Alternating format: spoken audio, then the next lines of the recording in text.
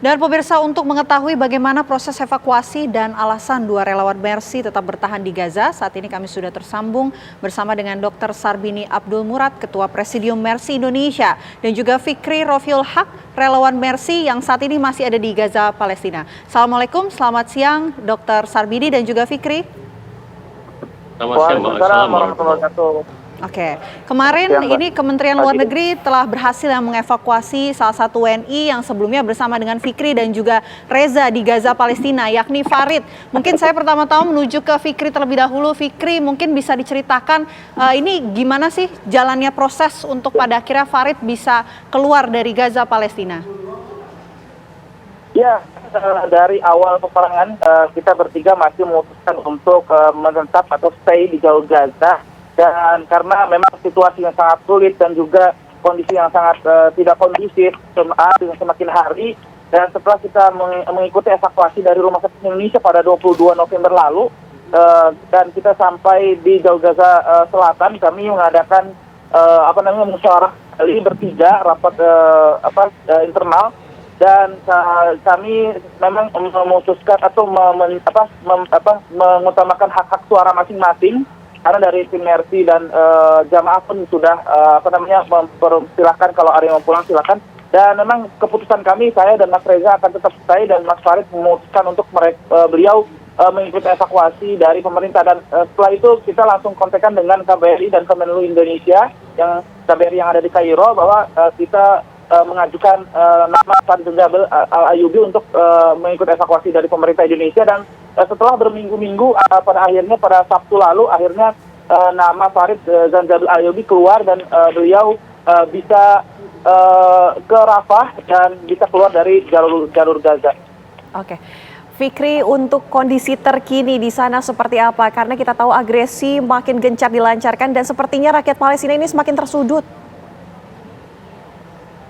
Ya, memang kondisi terkini di jalur Gaza masih sangat mencekam ya, di mana ketika kami setelah evakuasi ini kan ada gencatan senjata, kami mendengar dentuman-dentuman bom dari pesawat jet tempur dan juga tank-tank baja yang masih ada di perbatasan. Namun beberapa hari belakang kami mendengar serangan-serangan darat yang begitu dekat, baik dari artileri berat maupun dari serangan-serangan dari laras panjang.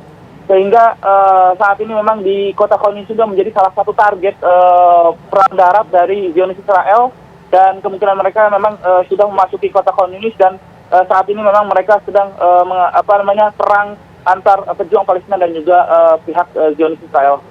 Oke. Mungkin ini kan posisinya sudah masuk ke jantung kota Khan Yunis ya. Anda melihatnya apa sih tujuan ataupun target dari Israel sampai pada akhirnya bisa masuk ke jantung di kota Khan Yunis, Fikri?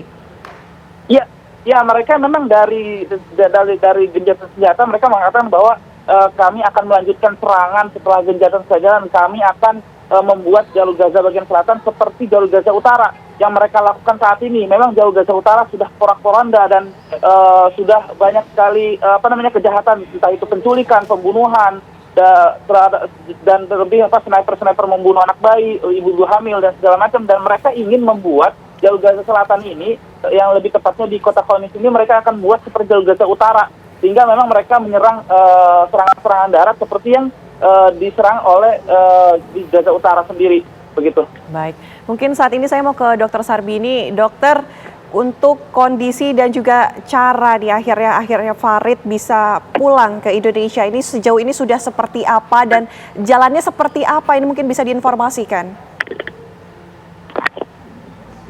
Ini kita bersyukur kita bersyukur bahwa salah satu relawan Mercy bisa dievakuasi keluar dari Gaza, dan insya Allah mungkin besok mereka tiba di Bandara Soekarno-Hatta, dan dua relawan Mercy, Fikri dan Reza, insya Allah akan melanjutkan tugas kemanusiaan, dan semoga mereka itu bisa melaksanakan tugas yang baik di bawah perlindungan Allah Subhanahu Wa Taala. Dan memang prosesnya panjang, Mbak, ceritanya panjang sekali prosesnya sejak evakuasi pertama, Mbak, beserta dengan dua relawan Mercy, dua relawan Indonesia yang lain, kemudian sampai dengan hari itu ceritanya panjang sekali, Mbak. Maka kita melihat bahwa itu adalah pilihan daripada Farid untuk bisa untuk evakuasi, yang mudah-mudahan setelah itu dia bisa kuat untuk bisa kembali lagi ke Gaza dan memang dari cerita teman-teman sebenarnya Farid ini agak terlambat evakuasi, Mbak. Dia kan dari senjata hari pertama itu sampai dengan hari ini sudah berapa minggu tuh, itu baru dapat evakuasi kan memang agak sulit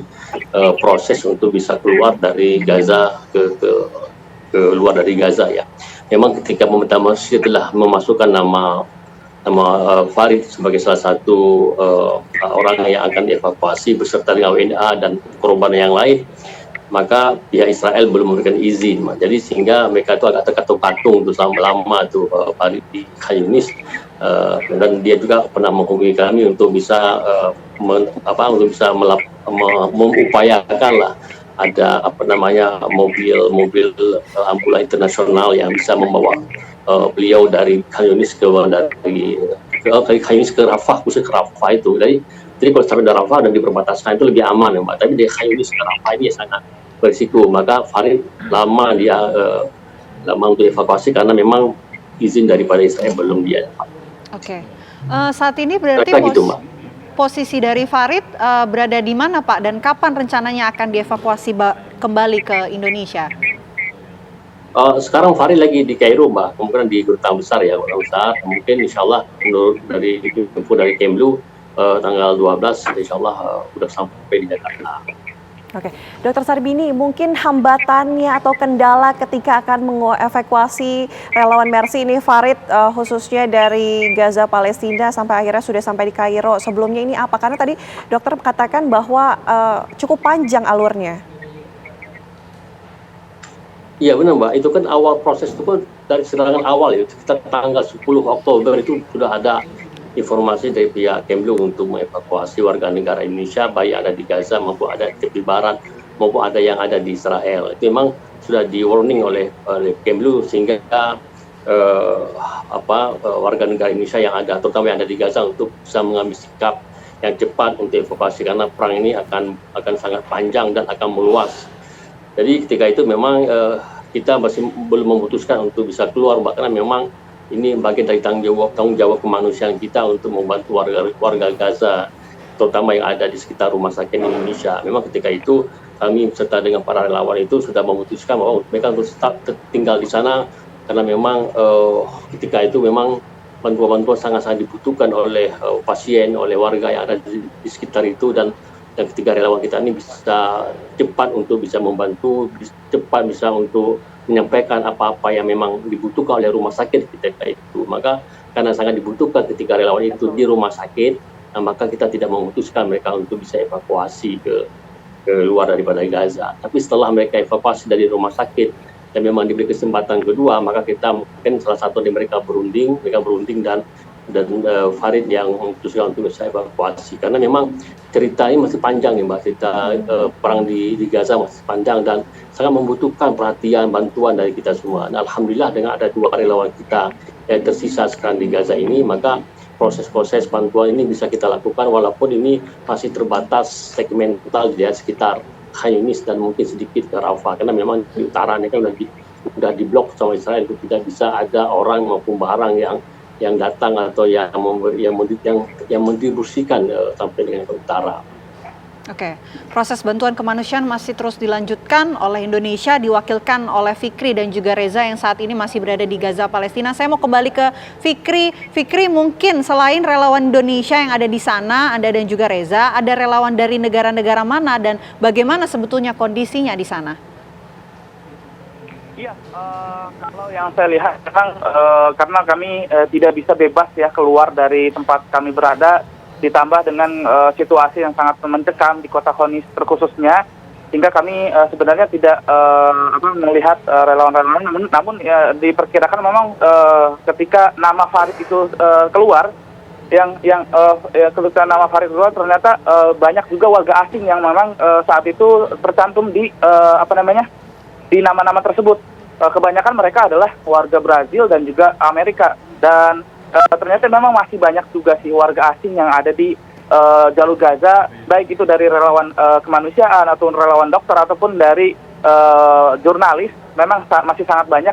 Saya melihat dari cantuman nama dari ketika Farid keluar. Dan memang sebenarnya fakta yang ada memang nama kita sebenarnya sudah didaftarkan oleh pihak Kemenlu sejak kita mengikuti evakuasi ke Jalur Gaza Selatan, dan kemarin memang 3 nama kita sebenarnya keluar. Namun sekali lagi kami hanya Farid yang memutuskan untuk mengikuti evakuasi, dan beliau menggunakan ambulan dari Rumah Sakit Eropa menuju ke perbatasan antara Mesir dan Gaza. Oke. Fikri, lantas apa alasannya Fikri ini masih bertahan menjadi relawan Mercy di Gaza Palestina? Ini tentunya kami juga khawatir ya, rakyat Indonesia khawatir dengan kondisi di sana. Ya, sebenarnya sudah banyak sekali ya para media menanyakan ini, namun saya ingin menjelaskan lebih detail lagi bahwa selama Bu Retno masih terus menyuarakan kemerdekaan Palestina, selama Indonesia terus mendukung kemerdekaan Palestina, selama itu juga kami akan berada di Jalur Gaza mengungkapkan fakta-fakta yang ada untuk menepis media-media Barat, dan juga menyalurkan amanah-amanah dari rakyat Indonesia, terutama untuk saudara-saudara kita yang ada di Palestina. Setidaknya kita bisa meringankan ya di sekitar kita untuk meringankan mereka lagi saat ini sedang kesulitan di bawah agresi militer Israel ini. Oke. Mungkin saya mau kembali ke Dr. Sarbini. Dr. Sarbini, ini kan masih ada 2 WNI yang di sana lagi-lagi melanjutkan misi kemanusiaan di sana. Mungkin pemantauan yang akan dilakukan oleh Mercy Indonesia dan juga Kementerian Luar Negeri terhadap keduanya, ini seperti apa, Dokter?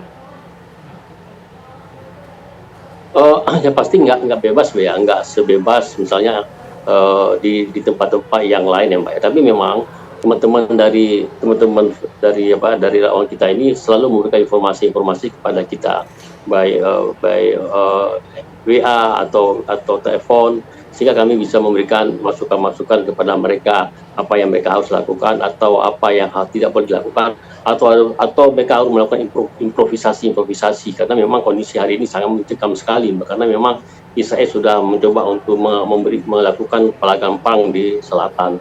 Dan sebab itu kami hampir setiap saat lah berkomunikasi dengan Fikri untuk menanyakan apa-apa yang mereka butuhkan, sehingga ini bisa kami salurkan, kami berikan, dan juga kami juga mendoakan kepada mereka agar mereka mereka selamat, diberikan kekuatan, diberikan kemudahan dalam melaksanakan tugas-tugas kemanusiaan. Dan kami juga punya staf lokal ya, bukan pekerja lokal ya, namanya si Dunggom itu.